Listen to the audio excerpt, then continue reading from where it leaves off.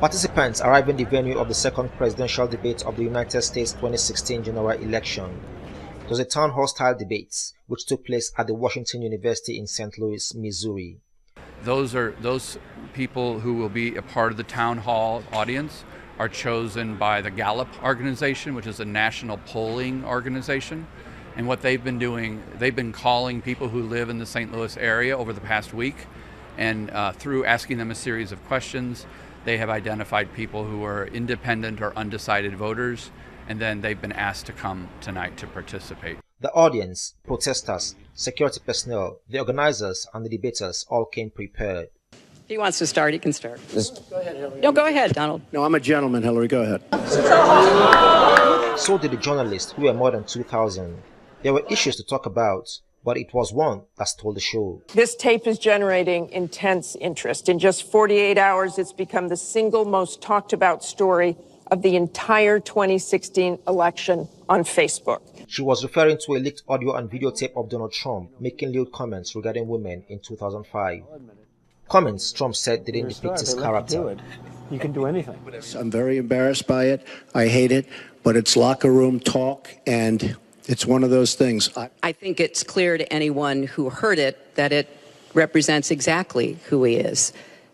We saw him after the first debate spend nearly a week denigrating a former Miss Universe in the harshest, most personal terms. But there was also the controversy surrounding the deletion of thousands of emails from a personal server Clinton used when she was Secretary of State.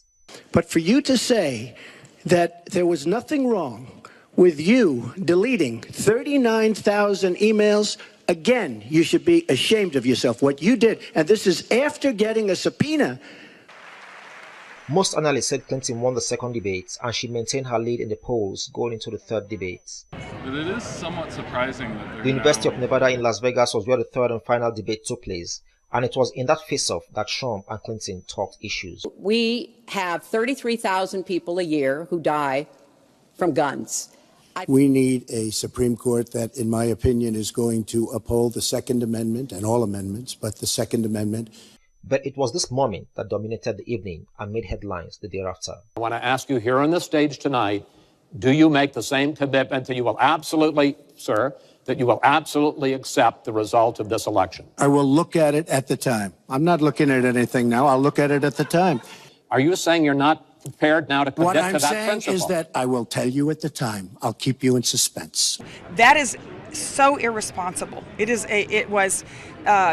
so discouraging to hear someone who is a candidate for president say he will not respect the outcome of an election. That's un-American. To undermine the faith in our democratic processes, I consider that to be appalling. And we have seen in previous elections, like in Florida, where there were hanging chads. If there is an election that is as close by a few hundred votes, he would probably like to challenge that, as any candidate would. You have every right not to accept the vote total that came out the day of the election if you think it's fraudulent or there's errors.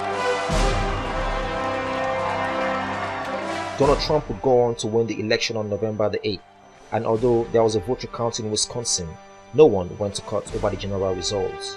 Hillary Norica, TVC News.